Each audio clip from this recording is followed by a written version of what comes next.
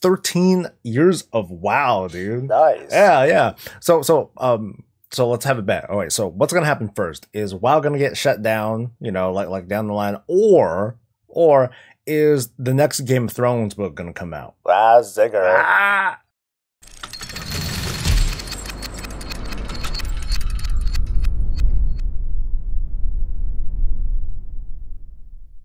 Hey, it's Soul. It is November 17, 2017. This is Warcraft Weekly. That is Bob, and I stole this whole damn set. Ooh. This is Warcraft Weekly, and let's get started with the show. It's only been 2 weeks, and we're getting a pretty good amount of Battle for Azeroth information between the Q&A that just went down yesterday, and I'm going to be talking about that for most of this show, and just like all the different reveals and everything that's been coming. Obviously, I've been really excited about talking about all this stuff, but don't you worry. Starting next week, I'm going to kind of tone that back, and hopefully there's not going to be a whole lot more news on Battle for Azeroth coming, and I'm just going to go back to like the usual things like the video essays and the analyses and what have you. So just stay tuned for all of that. To kick things off though, we want to ask you, of course, how was your week? Hey, I don't know where to put the header now. Crap. For me, for the most part, this week was awesome. I finally hit 10,000 subscribers. YouTube, they actually sent me this can of bug spray to celebrate 10K subscribers. So hey, thank you YouTube for sending me that stuff. So I got something awesome. Yeah, it is. But as promised, I said I was going to do a special giveaway to celebrate. And, well, I decided to give you... Sorry, I kind of reached into your brain, Bob.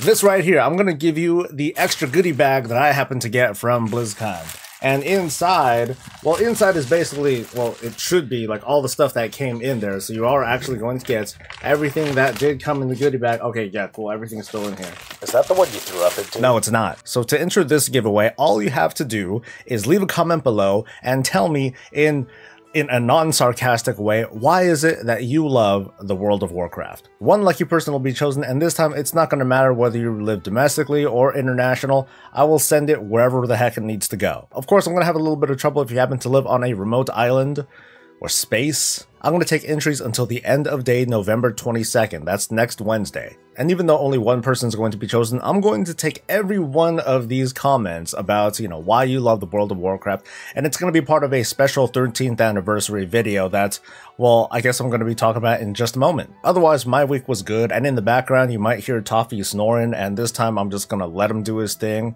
At this point, it's just a process of me helping him be as comfortable as possible with everything that he's going through. And this right here is your little space to vent, to bitch, to celebrate your wins and losses that you've had this week, either in WoW or in the real, you know, the fleshy world that we unfortunately still live in. So let me know how your week was. I read every single comment, even the really shitty ones. But I hope everyone has had a decent week. And speaking of why you love WoW, I need your help.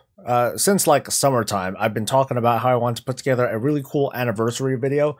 So I've been trying to reach out to like YouTubers and even like some patrons and other folks out there to see if we can do like a nice, really cool, meaty collaboration that's just a like a montage or a collage of people that love the World of Warcraft, and they give like a couple seconds of how they feel about it. You know, hey, hi, my name is such and such, and I love WoW because yada yada yada. From all my conversations and correspondence, so far I have 6 people, which is not a lot of people. So I'm going to turn to you folks at home and on the toilet for your help. If you are willing, I would love to have just like 30 to 60 seconds of audio from you. Just give me your namesake, your namesake, you know, hey, it's Soul, and I love the World of Warcraft because dub. And yeah, that's all I need, and I'm going to feature that in a video. It's going to be dedicated to the 13th anniversary of World of Warcraft. I just want to help celebrate, and the best way I think to celebrate this time around is to celebrate with all of you,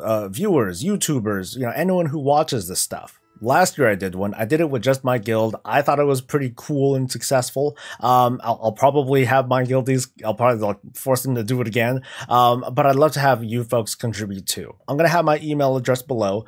Just send this little audio recording to me. It doesn't matter if it's like, you know, messy or if your English isn't all that great. I would just love to hear from you, and all of you can be a part of this little celebration. This week's featured YouTuber is Ability Powered Gaming. This is a very specific channel. In this case, it is for disabled gamers. And this isn't just about the World of Warcraft, it's about gaming in general. Gaming is one of those activities that everybody can participate in. I mean, there are different kinds of games. But in the case of, like, let's say something like WoW or any like AAA title that normally requires a lot of hand-eye coordination with, both hands, not everyone has easy access to that, and ability-powered gaming provides, some tests on how to possibly overcome these through different kinds of peripherals or different methodologies. I think it's awesome to celebrate gaming in general and the ability to overcome, whatever physical disabilities that you have in order to keep having a good time. So for any of you, or if you know anyone that is looking for some resources,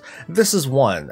There might be other channels or other websites that can provide this kind of assistance, but this could be a start. And please send more suggestions on smaller YouTubers, and as in 10,000 or less subscribers, that you think could get or should get more exposure, input, love, likes, and the good stuff. What the hell is good stuff? I don't know. It's improv. This is me just kind of making stuff up as I go along. Moving on to some news, WoW is celebrating their 13th year anniversary event over the next 2 weeks. Don't forget to head over to your local mailbox, pick up your little goodie with the experience bonus. More importantly though, head to your respective faction's NPC to start a quest that'll take you on a kind of a nostalgic trip around the world. You'll be taking on the old world bosses from the days of yore for hopefully some transmog, because the gear kind of, well, it's okay for alts, but for the most part, go for it for the transmog. Also, don't forget that the NPC will sell certain items that you can buy with time walking badges. That includes some new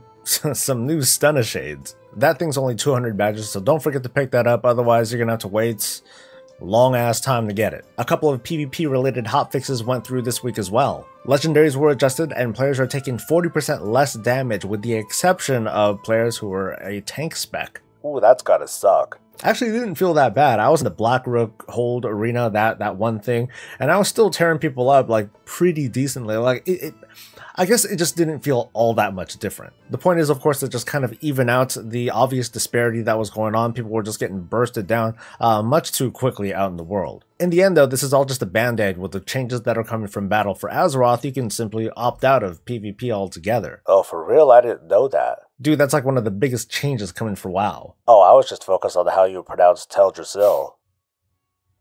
That's a good one. Yeah, thank you. Teldrassil. The Before the Storm book, written by Christy Golden and meant to be released in the middle of May, has been delayed to June 12th, my birthday. The other day I sent her a message asking her about it. I thought it was kind of weird. Turns out she was planning a little something special for me, and I was like, oh, okay, and that's all that was said. There could be other reasons for the delay. Certain things could have been changed, added, or even deleted from the book. It would make me a little bit sad if that were the case. That just kind of backs up the idea of gameplay trumping story. In case, like, let's say on the Blizzard side of things, they weren't able to execute on certain gameplay things, so it's like, oh, well, shoot, we can't have something like that in the book. It would be kind of weird. This could also mean either a setback or just kind of a shift in what they're going to execute. Because I have this theory, right? It's a theory that between 735 and whenever the heck Battle for Azeroth is released, there's going to be a sequence of small little bits of story elements, maybe even small patches that make it so that instead of this massive systems patch that comes in like 1 month right before the expansion and like everything is thrown out of whack, that slowly but like in pieces we're going to get the narrative that leads up to the Battle for Azeroth story. So during some segment of this timeline, we say goodbye to our artifact weapons. On a different segment, that's when the stat squish occurs. So we're gonna get, so we might get something like that over time as opposed to like this big lump. And I'm probably hella wrong. You are. But the point is that the book release is just kind of part of it. So maybe they're shifting like the timeline. I don't know if this is going to actually result in a delay of the expansion, which doesn't really count because it's not like they gave any sort of indicator as to when it's going to come out other than, oh, before 2018. That's not a big deal. I think I said 2018. I meant to say 2019. They'll never forgive you. Well, those are my thoughts on it. It may effectively mean nothing. So let's get to this Q&A, BFA, BIFA. I think think they said battle. I think during the Q&A, Ian and Lord referred to the expansion as battle. Anyway, it happened, and I'm going to give you the highlights and my commentary on it. Tier set bonuses are going to go away, and I talked about it in some other video. But what's really curious is the art direction that Blizzard's artists are going to take with regards to gear in Battle for Azeroth. So instead of having like an entire class set for each and every class, each and every raid, they're going to take that work and just spread it all over the place instead. So each of the 6 zones in Battle for Azeroth may have its own unique set. It was described during the Q&A that there's going to be like a Zandalari set, and there's going to be a cool Taras sort of set. So this has me a little bit excited and a little bit worried, and here's why. What this will mean, as Blizzard described, is that we're going to have more unique sets that are tied to the location that they came from. The zones, or the raids, or maybe even the dungeons, but I don't think they mentioned dungeons. But they're going to have a more unique look according to the source that they were dropped from. However, from those, they're not going to be class specific. So from, like, let's say one zone, you're going to have a cloth, mail, leather, and plate set, but you're not going to have like a Death Knight set, a Paladin set, or a Warrior set. At the same time, they're going to put a lot more quality into these sets. So you're going to get like the textured chestises, the bigger hands and whatnot, if you care about it, of course. So it's kind of cool that the artists are going to have a little bit more flexibility as to, how they want to go about things. It's not just going to be, okay, make a Pally thing, make a Death Knight thing, and so on and so forth. However, over the course of Battle for Azeroth, as we're getting like new raid tiers, maybe new zones, we're going to be limited on the art that we're going to be receiving from that said raid or zone. Effectively, when a new raid comes out, it's only going to be like one set per armor type that's going to be released. And then recolors. The saving grace that I'm hoping for is that when the mythic version of whatever raid comes out, that the art set is like super enhanced. Like right now we've experienced during Legion that, okay, cool, we get, nicer shoulders, we get, different helm, and it's a recolor, but then that's about it. I'm hoping that in Battle for Azeroth, the mythic sets have a much more unique feel that are, like a totally jacked up kind of feel compared to the lesser sets. So it could be exciting, it could be dull. I'm just going to look forward to if and when Blizzard finally does start revealing what some of these sets are going to look like. Then I'll be like, oh, okay, that's the fruit of their labors. And it sucks. Allied races, as reported earlier, they're going to have a separate kind of unlock requirement. In the example in the Q&A, they said that you had to basically finish the Nightfallen campaign in order to get access to the Nightborn as Horde. They also said that those requirements are going to be separate depending on the allied race. So what do you think it's going to be for like High Mountain? I'm going to say you have to do 1,000 High Mountain World quests. Brutal. What about Zandalar? I think you need to have the White Primal Raptor. That's the 5,000 dinosaur bone one, right? Yep. Ooh. Alright, for the Alliance side, Void Elves. Every faction related to elves must be exalted. Including Blood Elves? Yep. And the Sun Reavers. Okay, what about Dark Iron? Exalted with Thorium Brotherhood. Well, I kind of figured that. And Crafthis Legendary. Fuck, dude. I think all that's left is the Lightforged Draenei. Well, you gotta get the mount. Of course. I'm a little weirded out by how artifact weapons, how their appearances are going to be restricted to the spec that they're aligned to. I know that there's a certain value there, but at the same time, this is transmog. This is throwing a lot of those sorts of lore conventions out the window. I mean, mages and warlocks, they can use that old tanking weapon, Quell Sarar, I think is what it is. I guess what I'm saying is that there are already restrictions that have been lifted with regards to weapons that other classes and specs can wear regardless, because they can simply equip it. I guess by that logic, you can say that a Disc Priest can't pick up the Doomhammer, because in order for a Disc Priest to get the Doomhammer, well, you can't, because a Disc Priest isn't a shaman. But I'm still a little off-put by that, because I think of Paladins, right? When Battle for Azeroth comes, I'm going to at least predict that a Holy Paladin will be able to use a shield and a one-handed weapon again. I don't think it should be so bad if a Holy Paladin can use, like, the Truth Guard shield and weapon. Cross-class kinds of stuff, where, like, a Paladin can have the Doomhammer. Okay, maybe I can settle for, okay, maybe we shouldn't have something like that. But I say Blizzard should give players just a little bit more wiggle room. Titan Forging is going to be sticking around. I'm sure you're excited about that. I am still determined that there is a better solution out there to address the kinds of problems that Ian was talking about. I think there are, and there can be reasons for players to, keep doing the same content and keep keep farming the same stuff and still be able to get something cool out of it that doesn't necessarily equate to the chance to get something better. I say this over and over again, and I'm not going to stop, where possibility equates to expectation. Even if it is as Ian says, and the rate of Titan forging like just totally goes down the shitter, like it goes down to like 0.000 whatever percent, there's still a chance. You're still going to see the reports. The memes won't die. There's still going to be bad feelings that come out of the system, and this still doesn't address the lack of fulfillment in part of the top end of raiding, who find themselves to have all this Titan Forge stuff, and you know, when they go into like a battle for Azeroth Mythic Raid, yeah, there might be nicer looking transmog there awaiting them, but when it comes to the power, I don't know, maybe not. Okay, I'll walk that back. There's the Azerite armor, but then 3 pieces of gear, that's it? The question is, like, is that enough to satisfy that level of player? I'm not that kind of player, but I'm going to kind of throw my thought out there and say, nah, probably not. When it comes to class changes, I'm not surprised that Blizzard is taking the stance that they're doing, where we don't want like entire revolutions of our classes and specs to happen so often. This happens to be the expansion where there's not a huge change. It does disappoint me a little bit because I think the talent system is super boring, but I do like that there's going to be like a relative consistency to the classes going into Battle for Azeroth. Now, this doesn't mean that there won't be any major shifts. Ian addressed demonology as something that they're going to retweak or kind of redesign in order to make it more fun. So I would expect that level of attention, where they're not going to, you know, totally revamp something because they want to try something new, but because there are things to address and fix. There's a question about Beastmaster Hunters specifically, and I'm kind of glad that Ian was talking about, okay, you know, well, Hadi, who's the Beastmaster extra pet that you get, you know, that seems to be kind of, you know, while Hadi itself might not stay, there is a kind of cool identity to having 2 pets. I think it'd be really awesome to kind of define Beastmaster Hunters as, you know, obviously the pet-centric class, and they already are by having the 2nd pet. Or they might do something cool where, like, you know, where you have enough energy and, you know, you can summon more and more pets, like a little stampede, and then every now and then you empower your stampede, and I just described demo logs.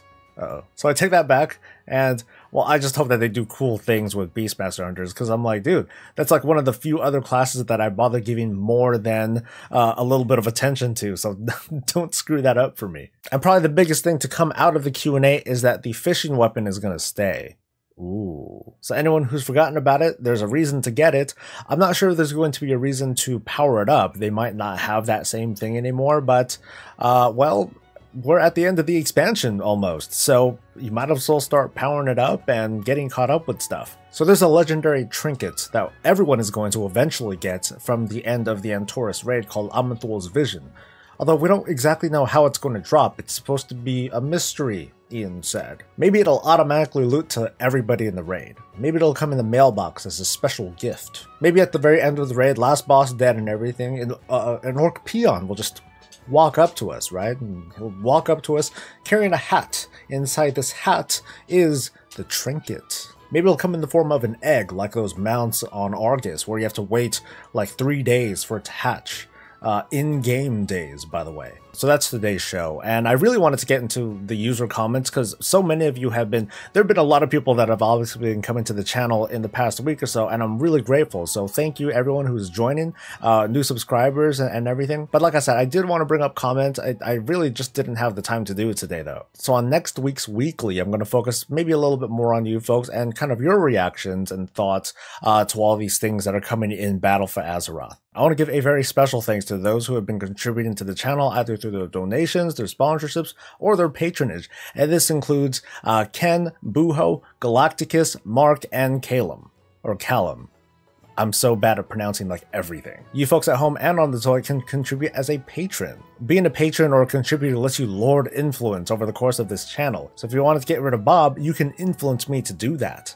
What the fuck? But for everyone who does, I am super grateful. I mean, you're giving me your actual cash monies, so I can keep doing this, and I don't even know what I'm doing. Of course, that's not the only thing. You viewers at home, in the car, on the toilet who are listening in, all of you make up the lifeblood of this channel. So I want to thank you all so much. It's you and a lot of bots that got me to 10,000 subscribers. I hope that this is the sign of cooler things to come, more growth, and that's just gonna be more content, better quality, a better set than this crap that I stole. And maybe someday a not pretend co-host. Hey. Sorry. Next week I'm going to go lighter on the Battle for Azeroth coverage, and I'm going to return to doing more analytical stuff, game design sort of things, so you can look forward to that. Don't forget, I would love to have you part of this anniversary celebration for the World of Warcraft, so send me your audio. My email is going to be below. Thank you all very much for letting me be a short part of your day, and I'll see you next week. From me and Bob, stay safe, stay happy, and as always, stay breezy.